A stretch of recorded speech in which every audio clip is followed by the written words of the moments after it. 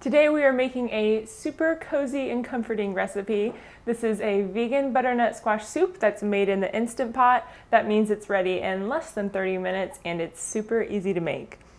It's also a little higher in protein than most of your usual butternut squash soups because it has a secret ingredient that makes it a little more satisfying, and it also helps make it a little creamier. If you're new to my channel, welcome. I'm Cassidy and I'm a registered dietitian. I share easy vegetarian recipes every single week. Hit subscribe to never miss a new recipe video. If you want to prep in advance at all, this is where you need to start. So this butternut squash is going to take you about 5 minutes to peel and dice up, but you can really cut back on prep time if you buy a pre-diced, pre-peeled butternut squash. First up, we're just going to peel the squash. So we only need 2 pounds of butternut squash here. So I'll dice this up into 1-inch cubes or thereabouts. We're also dicing up an onion. The onion just needs to be roughly chopped because everything is going to be pureed at the end.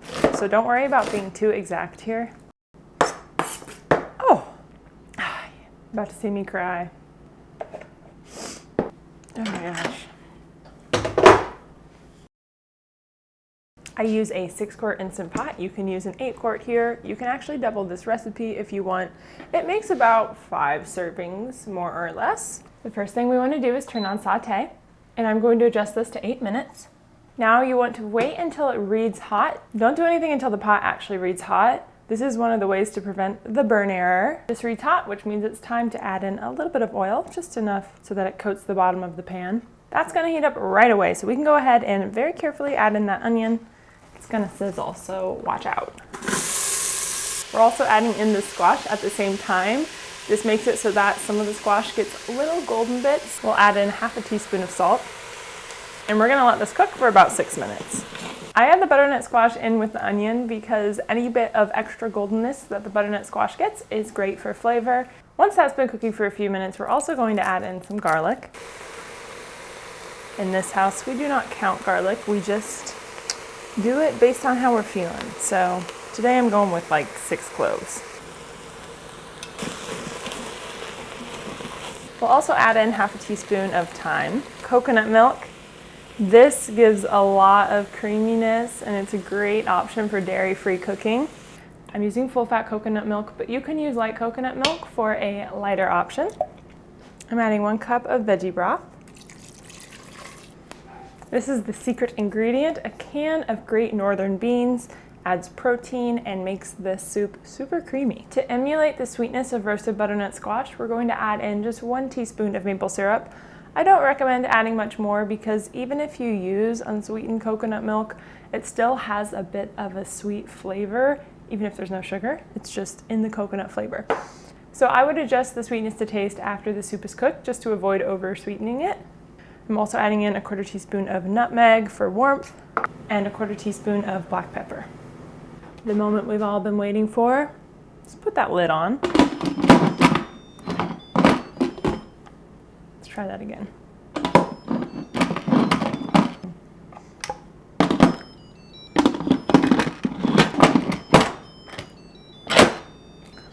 Set that vent to ceiling. This way no steam escapes. It allows the pressure to build up, and we're going to adjust this to cook on high pressure for 6 minutes. It's going to take about 10 minutes to come to pressure.